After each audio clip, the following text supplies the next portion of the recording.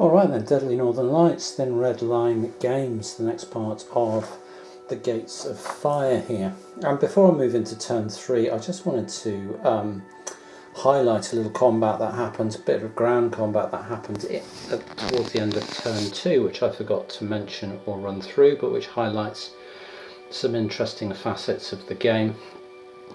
So over here, this garrison had been ground struck and taken a loss, and had this plus 20 movement point marker added to it, taken a loss, and was in a lot of trouble. But this special forces battalion had airdropped into this these plains, and then made an attack into that airfield, and had been repulsed with losses. And so during the NATO turn, NATO saw an opportunity here because this guy is out of supply.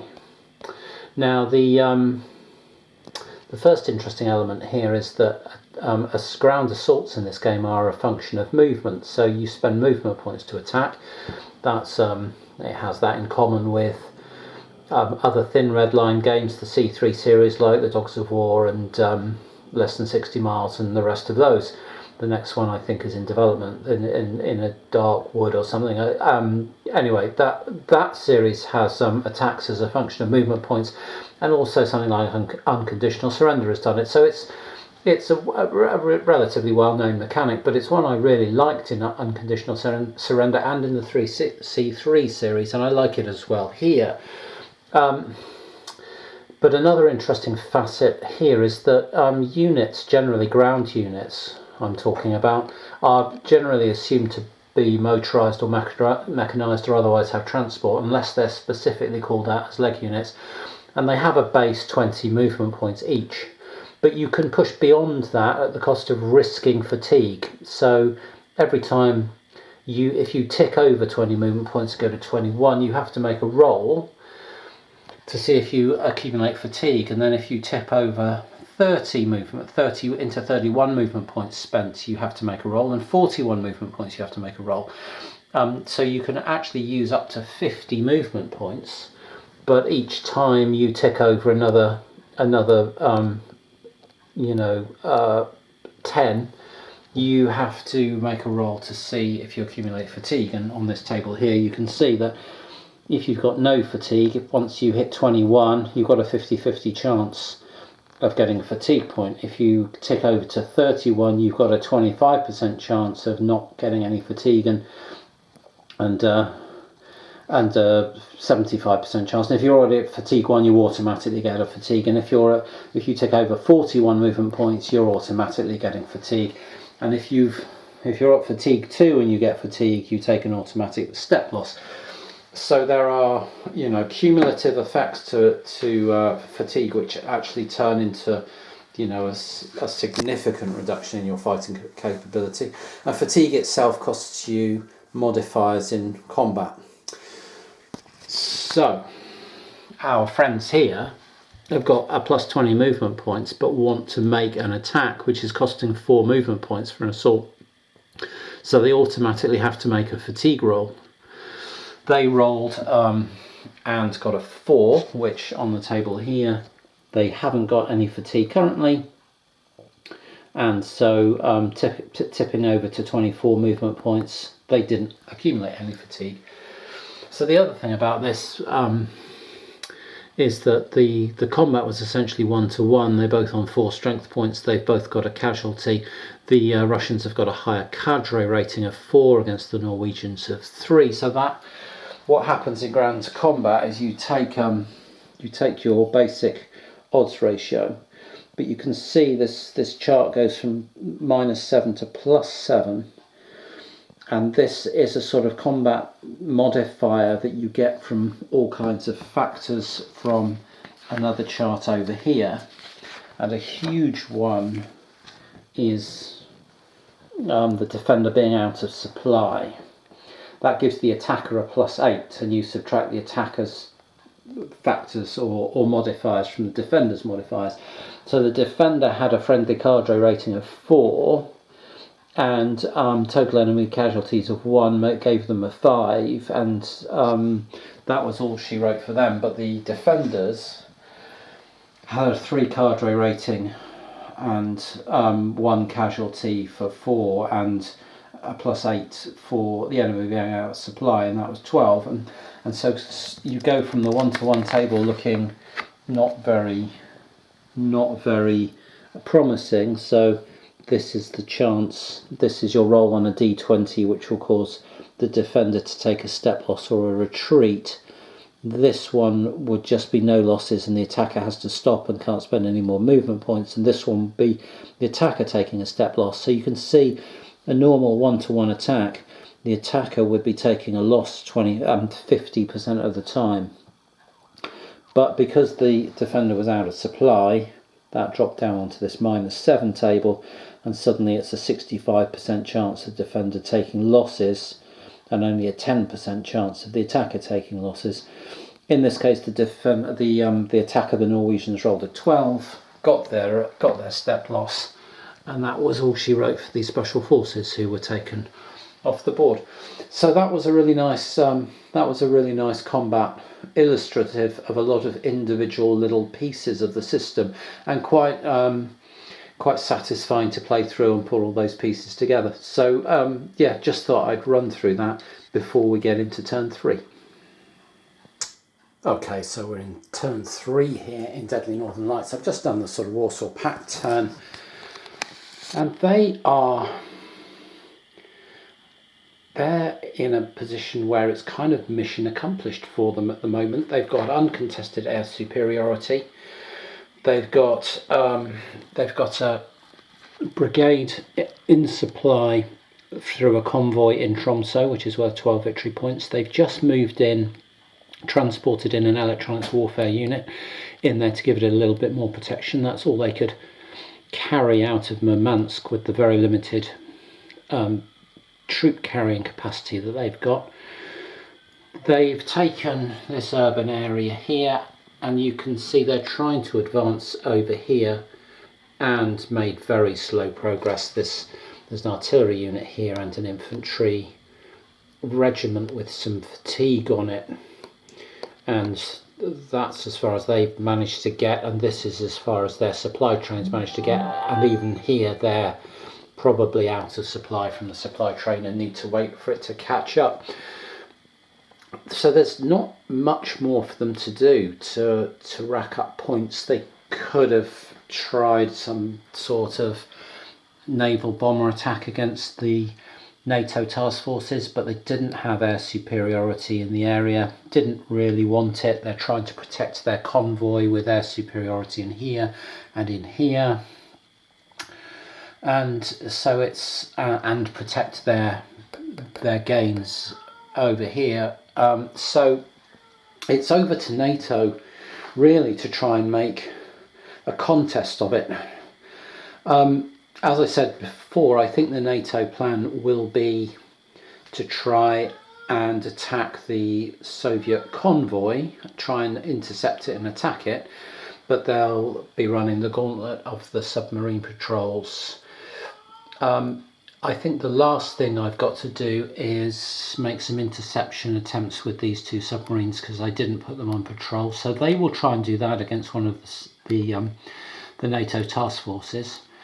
And if they manage to do anything spectacular, I'll come back. But otherwise, I will then be trying to hunt down convoys and work out how to do that with the NATO task forces, and coming back as that situation develops. Well, these 2 Russian submarines did try to intercept the NATO task force here. The undamaged submarine failed to intercept. The damaged submarine, unfortunately for it, succeeded, attacked the inner sector of the task force, and that was these 2 destroyers and this frigate, and that's pretty tough. They tried to pick off this frigate, but with its but they only had 1 detection on this. I'm using these cubes to mark things as they accumulate detection. They had 1 detection on it, and its toughness 7. That gave it a -7 on its die roll, and it only had an attack of 4. So 4 on the table here. He rolled a 15, but with a -7 he ended up with an 8, and that was no good. And the anti-submarine factors on these ships, this is gunnery, missile, anti-submarine, this is toughness, anti-air against aircraft and anti-air against missiles. So they've got a total anti-submarine factor of 4, 8, 10, which is putting them on the maximum 9+ column. The subs attack exposed it to more detection. Its detection level was 2, which was a -2. Its toughness is only 2, which is no modifier. So the NATO forces had a -2, rolled an 8, and even with a -2, that was a step loss. And that's the first naval casualty with a sunk Russian submarine going into the victory points pile somewhere, which I haven't created yet because it's the first one. So the Russians have lost one of their subs, and now we're over into the NATO turn to see what they can get done with this naval power that they've got on the board. Okay, round here near the Barents Sea we've got a NATO task force which has left damaged submarines in its wake and sunk submarines. So it's been attacked by 1, 2, 3, 4, 5, 6 submarines on its way round, and the net result of that is 2 destroyed Russian submarines, a damaged Russian submarine, and 2 more damaged submarines. So yeah, those frigates and destroyers are really effective against submarines. Yeah, frighteningly effective. So lesson learnt there.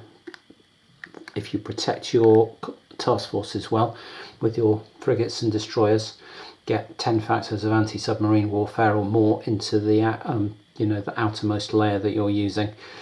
That's a very tough nut to crack. So anyway, we've come around here, we've made an interception using active emissions, which has put our detection level up 1. But that we had a total +4 on the dice roll, rolled a 15. That's a successful interception. So we're going to see some missile combat, I think, because this is surface vessels. The fact that the convoy has been successfully intercepted puts its detection level up to 2. And now I need to work out exactly what's attacking what and how. Okay, I've laid the two opposing sides out in this naval combat here. The Russians red on the right and the British on the left. So the British have got 4 guided missile frigates and 2 guided missile destroyers. The Russians, with the detection level of 1, the Russians would know that information. They'd know the type and number of British ships, but they wouldn't know the values. And on this side, these are detection level 2. They've got a cruiser, they've got 3 destroyers, 2 frigates and 2 transports arranged, and I've arranged them. This would be the outer sector, inner sector, core sector, outer sector, inner sector, core sector. So the British know the makeup of this force, and also that there's 4 ships in each sector. The Russians only know that there's 6 ships in total. The first thing that happens then in naval combat is missile combat, and these Russian ships have got missile values of 0, 0, 0, 0, 0, 0, 0, and 0. Gun combat, missile combat, anti-submarine warfare combat. So they are about to enter a world of pain because the British ships have missile factors of, I think that's a 6, 5, 5, 5, 5 and 2, 28 in total. So the British now get to allocate those 28 points of missile fire between the two Soviet sectors, and I think they're going to allocate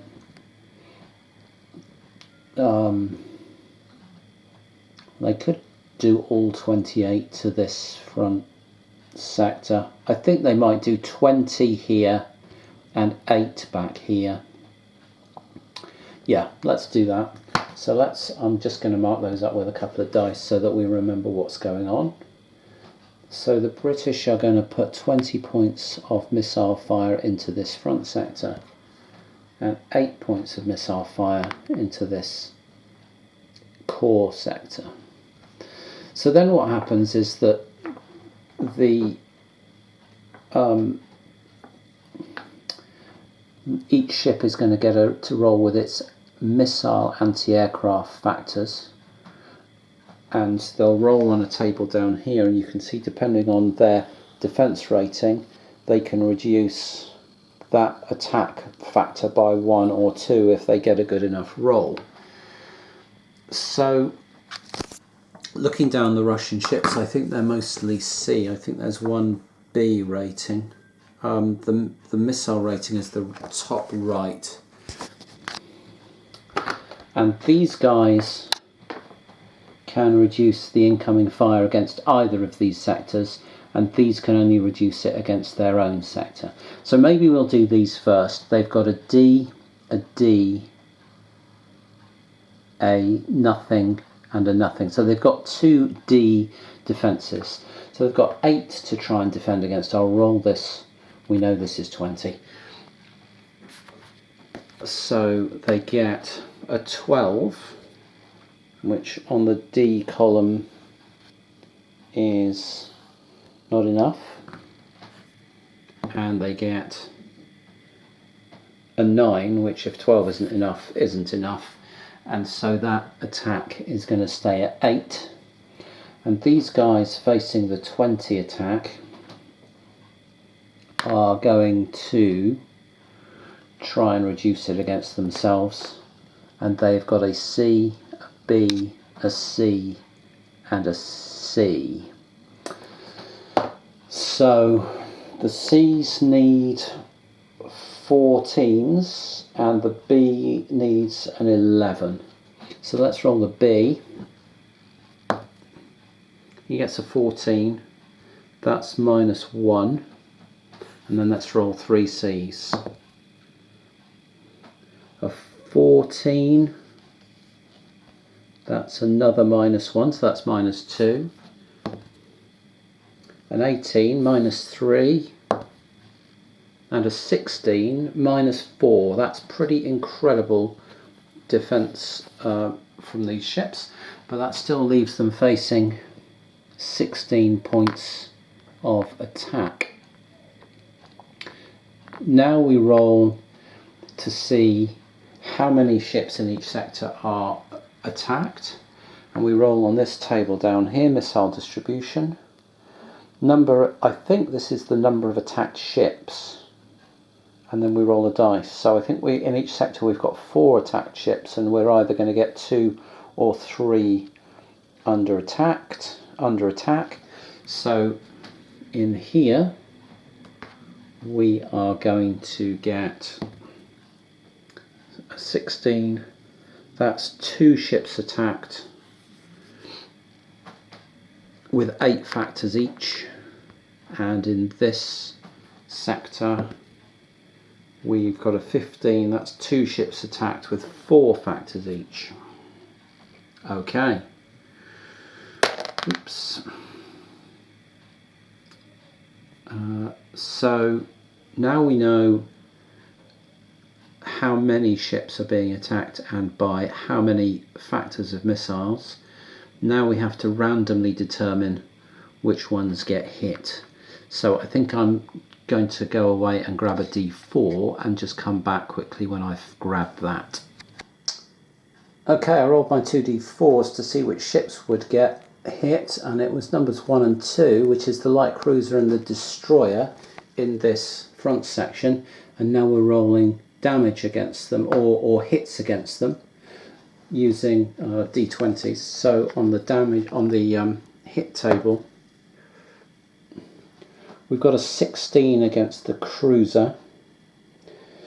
We get a -3 because of his toughness, which puts it on 13, and 13 on an 8 is 1 away from sinking it, but we've put 1 step loss into the cruiser. And the destroyer, taking an 8 shot, has got 9 toughness, which is a -4. Detection level of 2 doesn't modify the roll. And a 4 is nothing at all. Okay, let's do the other 2 ships. So we'll be attacking numbers 1 and 3 with attack values of 4. So that's a destroyer with a toughness of 5. So that's a -2 on the roll. So let's have a look at this. 13 with a 2 on the roll is an 11. An 11 on attack value of 4 is a step loss on this destroyer. And then the transport has a toughness of 3. That's a -1 on the roll. And a 17 on an attack value of 4 down to a 16 is a step loss on that transport as well. So we've caused 3 step losses. Okay. Now at this point, because the British are the faster side, they could decide to engage in gun combat now. And I'm going to give that some thought, because the Russians' ships have got quite potent guns, 5.3.3, although they've damaged the cruiser, which was best, and their guns are what, 2.3.3.2.4. So the British task force does not have the best gunnery on it, and maybe they just want to keep things at missile range and take no risks at all at this stage. So I think we're going to end the combat there, because they're the quickest side. They get to choose whether gun combat happens. They've decided it won't, and we'll call it a day there. So that was pretty much it for the NATO turn. With their 2 remaining movement points, the task force moved back away again to try and take them further out of range of any aerial attacks, and to put them in a zone where, you know, the Russians don't want to try and establish air superiority. So that was that.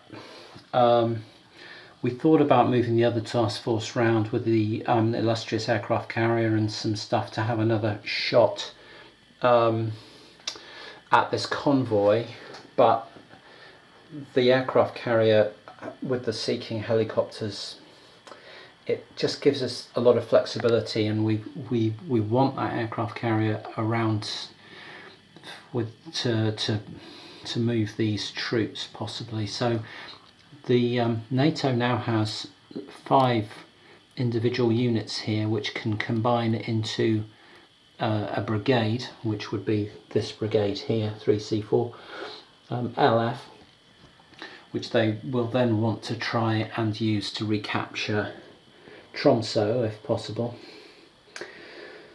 So that's the plan. We've got some stuff now based out of this airfield. Actually, the carrier, the British carrier, the Illustrious, moved its helicopters onto there. We're basing the F-16s out of there, and yeah, the Sea King helicopters, and a Dutch plane that turned up that I'm not quite sure what it is, but it's not very good, I'm afraid to say.